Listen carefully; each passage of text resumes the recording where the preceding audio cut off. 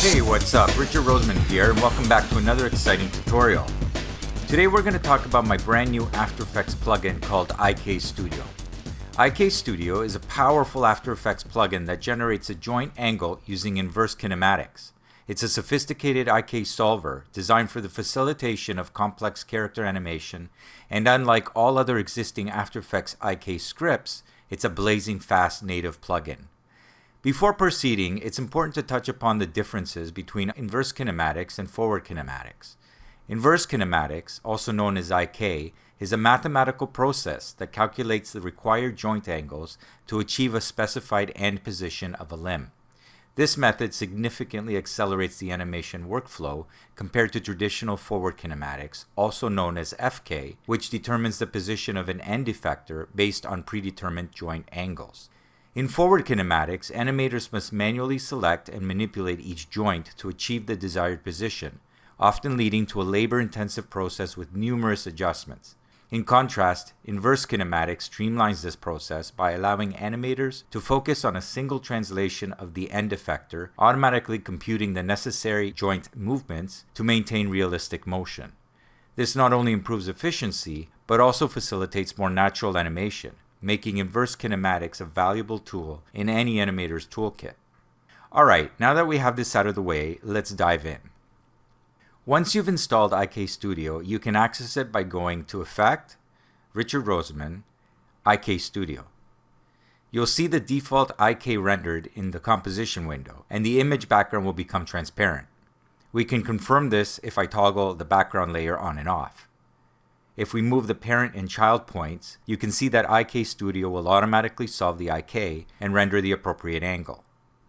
If we explore the interface, the main parameters are featured at the top, with advanced options below, all of which can be accessed by opening the various categories, or, as we call them, groups.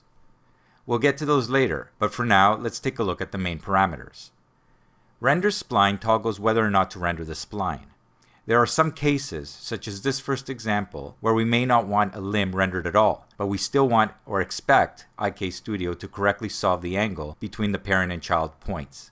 If we move the parent or child nulls, which I've rigged up using IK Studio, we can see the IK is solved and the circles accurately repositioned. Let's switch back to our first example.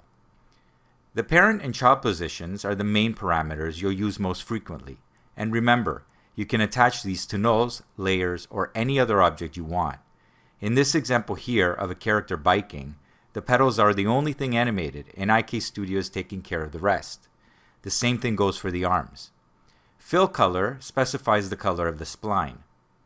Curvature allows us to control the curve of the spline. This feature allows us to create rubber hose style limbs similar to those from the 1920s. Direction allows us to specify the band angle's direction.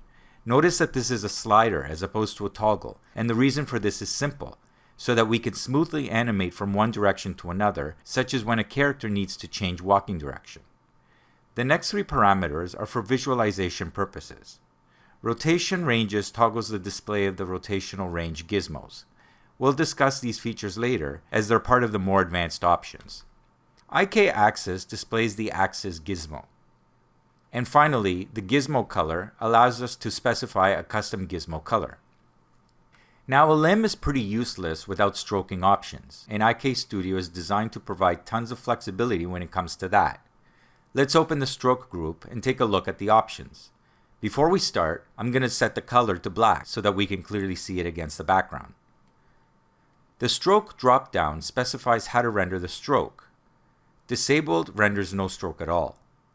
Full renders a stroke around the entire spline. Sides renders a stroke along the sides of the spline only, so as to leave the limb connections open. Sides and bottom renders a stroke along the sides and the bottom, allowing the top to seamlessly blend with an underlying layer. And sides and top renders a stroke along the sides and top, allowing the bottom to seamlessly blend with an underlying layer. You might be wondering why we have the option to open the stroking, so let's take a look at this stroking example. Sometimes you want to seamlessly integrate a limb with the body, and opening the stroke permits that. If I move the arm, the shoulder seamlessly blends with the body. If we were to set the stroking to full, it would produce unrealistic results. We could also disable the upper and lower stroking for this example by setting it to sides so that it only appears along the sides of the arm. Let's go back to our original example and continue. The stroke settings also conform themselves to line cap selections. So if we set it back to full, open the parent and child limb categories, and toggle between round cap and butt cap, we can see it correctly adapts itself, even if it's a combination of the two. Finally, the stroke settings are also respected when used with sleeve and cuff features, which we'll get to later. Stroke color, of course, specifies the stroke color. Stroke corners specifies whether or not to keep stroke corners sharp or rounded. This is especially useful when using sleeves. We can see this effect better by setting it to rounded, toggling the parent and child caps to butt, zooming in to 200%, and slowly increasing the stroke thickness. We can see the corners of the stroke are now rounded. Alright, let's set the parameters back and close the stroking group, but we'll leave stroking enabled to better understand the next options. When we create a character limb, we often need more than just a spline. We need to be able to accommodate t-shirts, jackets, and more. IK Studio provides sleeve and cuff options for this. Using these features together or in combination with one another, we can create all types of different apparel. Let's open the sleeve group and take a look at the parameters. The sleeve dropdown is by default set to disabled.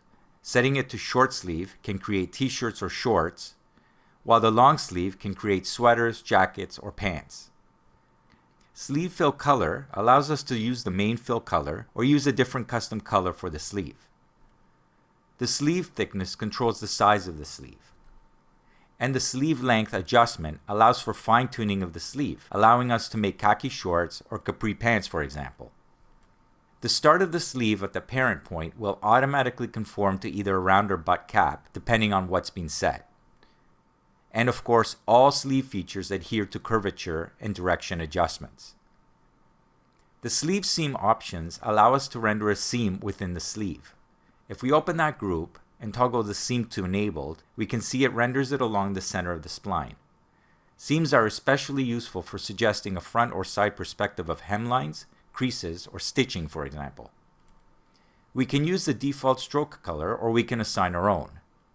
And similarly, we can use the default stroke thickness or we can assign our own. The inner sleeve features can be used to create hems or undershirts. It shares many of the same features as the sleeves. If we open that group and toggle it on, we can see it renders the inner sleeve under the sleeve. We can use the default fill color or adjust our own, such as white, for example. We can adjust the inner sleeve size, just like the sleeve. We can adjust the inner sleeve length, just like the sleeve. And remember, this works for both short and long sleeves. The cuff allows us to render a cuff on the child limb. We can enable this by opening the cuff group and enabling it from the cuff dropdown. It can be used to simulate a glove, a sock, or a bracelet, to name a few examples. The start of the cuff at the child point will automatically conform to either a round or a butt cap, depending on what's been selected. We can use the main fill color or we can specify our own. And just like the sleeve and inner sleeve, we can adjust the cuff thickness and the cuff length. IK Studio supports the ability to bind any layer to the parent point, the child point, or anywhere along the main spline. This provides the ability to custom design any style of upper and lower limbs or attach any custom accessory, such as shoulder pads, tattoos, knee pads, armor, jewelry, watches, bracelets, and more. Any layer, even those supporting animation, can be bound to any given point along the spline. This is called binding. An arbitrary binding is one that can be bound across the entire length of the IK spline. I'm going to switch to this arbitrary binding example for this. You can see we have a simple arm rig, and we also have this epic I Love Mom tattoo layer, which is hidden. This graphic was designed in a separate After Effects comp, but we could use any imported media as well, including one with animation. We want to bind this layer to our arm, so to do that, we'll open the arbitrary binding group and simply specify the layer in the arbitrary binding layer parameter. This will automatically apply it at a position of 50% along the spline. Let's hide our tattoo layer since we don't need it anymore. The bound layer is automatically rendered on top of the spline, but we can toggle this using the composite parameter. If we set it to behind, it gets rendered behind the spline, and we'd see it peeking out from there if it was a larger graphic. We can use the position parameter to adjust the position to wherever we want, with 0% at the start of the IK spline and 100% being at the end. Let's place it around the bicep using a value of around 15%. We could also adjust its relative X and Y placement by adjusting the tattoo layer's anchor. We can rotate it using the rotation offset parameter, or adjust the scale using the scale offset parameter. You can see the layers automatically rotated along the spline so that if we move the child position, it will adapt. We can disable this by deselecting Auto Rotate. We can also see the layers automatically scaled along the spline so that if we adjust the thickness of the parent or child limb, it will adapt. We can disable this by deselecting Auto Scale. Now that we've explored arbitrary binding, let's take a look at parent and child binding. For this example, let's take a look at this parent and child binding example. Parent and child binding allows you to create your own custom limbs and attach them together in a fully working IK system. The parent and child binding options can be found under the parent and child limb groups. If we open them up, we can see another group within each category. If we open those up, we can see we get an almost identical set of options to those we just saw in arbitrary binding. For this example, if we toggle these hidden layers on, we can see our custom designed upper and lower limbs, as well as our fist. We've assigned each to their respective limb, set up a basic rig, and if we adjust the child null, IK Studio does the rest. I've also added some tonal shading with an inner shadow layer style, which we can see if I open the IK layer and look under layer styles. All the parent and child binding parameters work the same way as arbitrary binding, but we do have two additional ones here. We can see there's an anchor X and anchor Y parameter, and these allow us to fine-tune our limb positions, such as shifting the lower arm if I adjust the child limb's anchor X, for example. Binding is an incredibly powerful feature, and you can create just about any type of character limb you can imagine. Let's jump back to our original example and take a look at the remaining parent and child limb features. Let's disable our sleeve and cuff features first. If we open these two groups up again, we can see each limb has its own set of adjustment parameters. We can adjust the thickness of each limb independently from each other. And we can do the same for the length. This allows us to create unique limbs, such as animal legs, which require very different lengths from each other. This also allows us to create appendages, like a foot with toes or a finger, where the proportions between the joints vary. IK Studio provides stretchiness for both the parent and child limbs.